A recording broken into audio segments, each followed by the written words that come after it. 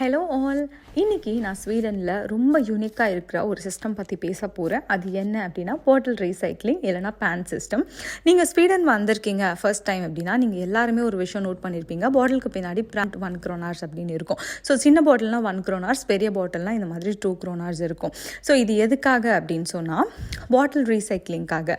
அதாவது நீங்கள் இந்த பாட்டிலை வாங்கும் போதே இதுக்கு எக்ஸ்ட்ரா காசு கொடுத்து தான் வாங்கியிருப்பீங்க. எக்ஸாம்பிளுக்கு ஒரு கூல்ட்ரிங்ஸோட பாட்டிலோட ரேட் வந்து 15 kronor to 20 kronorsனால் நீங்கள் எக்ஸ்ட்ராவாக 22 or 23 kronor கொடுத்து தான் வாங்கியிருப்பீங்க.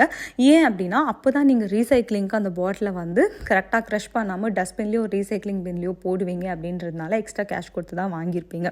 ஸோ இது எதுக்காக அப்படின்னு சொன்னால் வாட்டர் பாட்டில், ஜூஸ் பாட்டில் இது எல்லாத்தையுமே ரீசைக்ளிங் பண்ணி என்விரான்மெண்ட்டை நீட்டாக வச்சுக்கணுன்றதுக்காக கவர்மெண்ட் வந்து இந்த சிஸ்டமை இங்கே ஃபாலோ பண்ணிட்டு இருக்காங்க.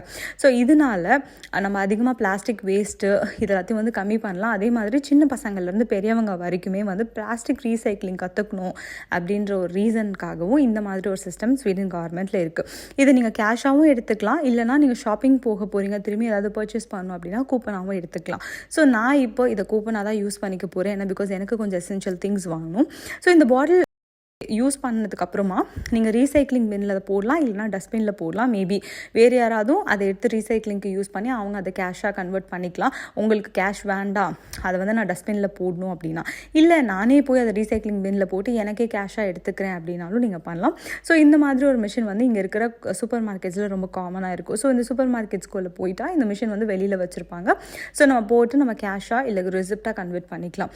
ஸோ சூப்பரில் இந்த மாதிரி ஒரு சிஸ்டம் ஸ்வீடனில் ஃபாலோ பண்ணுறதுன்றது. ஸோ எஸ், எனக்கு தேவையான எசென்ஷியல் திங்ஸை வாங்கிட்டேன். இப்போ நான் இதுக்கு பேலன்ஸ் இருக்கிறதுக்கு என்னோடய கார்டில் பே பண்ணிவிட்டு நான் கிளம்ப போகிறேன். கூப்பன் ரெடீம் பண்ணிவிட்டு என்விரான்மெண்டல் நீட்டாக வச்சுக்கணும் அப்படின்றதுனால இதை வந்து இங்கே பீப்புள் ஃபாலோ பண்ணுறாங்க. எந்த வகையான சிரமமும் பார்க்காம அவங்க எடுத்துகிட்டு வந்து இந்த மாதிரி ரீசைக்கிளுக்கு அவங்களும் சப்போர்ட் பண்ணுறாங்க கவர்மெண்ட்டுக்கு.